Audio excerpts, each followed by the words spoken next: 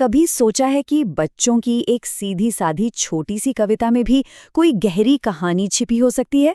आज हम हिंदी की एक बहुत मशहूर बाल कविता तीन मोटे आलू को एक बिल्कुल नए नजरिए से देखेंगे। चलिए इसका एक साहित्यिक विश्लेषण करते हैं। तो कहानी की शुरुआत होती है इस पहली लाइन से। तीन मोटे आलू घूम रहे थे। ये लाइन हमें फौरन हमारे मुख्य किरदारों से मिलवाती है और उनकी उस वक्त की बेफिक्र दुनिया को भी दिखाती है। कहानी का ये जो पहला खंड है ये एक तरह से मंच तैयार करता है। ये हमें हमारे मेन कैरेक्टर्स और उनकी दुनिया से मिलवाता है, ठीक उस पल से पहले जब कहानी में असली ट्विस्ट आने वाला है। सबसे पहले हमारे किरदारों को समझना होगा। ये सिर्फ तीन आलू नहीं है, बल्कि एक टीम है, एक ग्रुप है। उनकी पहचान अलग अलग नहीं बल्कि एक साथ है, और यही बात उनकी कहानी को दिलचस्प बनाती है। तो शुरुआत में उनकी हालत कैसी है? पूरी तरह से आज़ाद, बेरोक टोक घूम रहे हैं, जो शांति और आज़ादी का माहौल दिखाता है। यही उनकी नॉर्मल दुनिया है, जिसमें कोई चिंता, कोई फिक्र नहीं है। लेकिन जैसा हर अच्छी कहानी में होता है, ये शांति ज्यादा देर टिकती नहीं है। चलिए आगे बढ़ते हैं और देखते हैं कि कैसे एक घटना उनकी इस दुनिया को पूरी तरह से उलट-पुलट कर देती है। और फिर बस एक लाइन और सब कुछ बदल जाता है। उनकी वो आज़ाद दुनिया अचानक एक कीचड़ के जाल में फंसकर रह जाती है। ये है कहानी का टर्निंग पॉइंट। यहाँ पर ये जो कीचड़ है ना, वो सिर्फ एक जगह नहीं है। असल में यही कहानी का विलन है। ये कोई इंसान नहीं, बल्कि एक अचानक आई मुसीबत है जो सब कुछ बदल देती है। और जरा इस सब शब्द पर ध्यान दीजिए, ये बहुत जरूरी है। ये दिखाता है कि ये कोई एक दो लोगों का नहीं, बल्कि पूरे समूह का संकट था।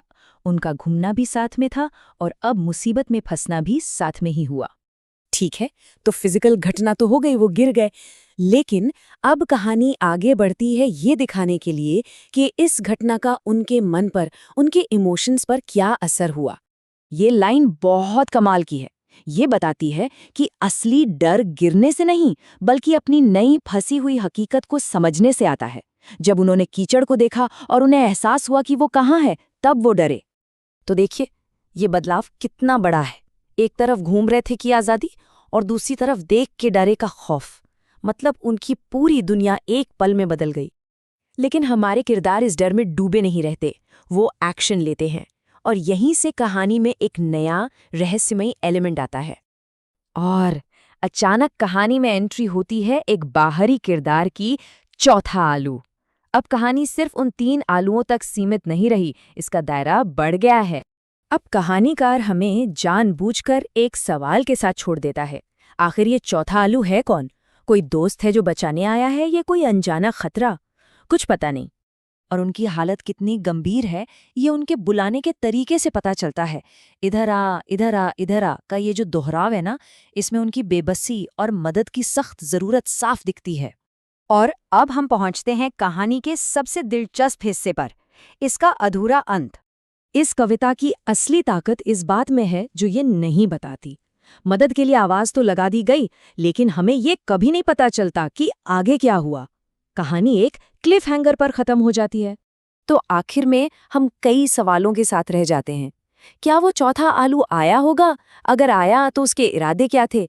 क्या वो तीनों आलू उस कीचड़ से निकल पाए? तो ये दिखाता है कि कैसे कुछ छोटी छोटी लाइनों में एक पूरी कहानी के सारे तत्व मौजूद हो सकते हैं। एक अच्छी शुरुआत, एक मुश्किल, एक इमोशनल मोड़, और एक ऐसा क्लाइमैक्स जो हमें सोचने पर मजबूर कर दे। और इसलिए हम इसी एक बड़े सवाल के बारे में सोचते रह जाते हैं। ये चौथा आलू जो उम्मीद की एक किरण बनकर आया, क्या वो सच में एक दोस्त था या फिर कोई अनजाना दुश्मन? और शायद यही सवाल इस छोटी सी कहानी को इतना यादगार बना देता है।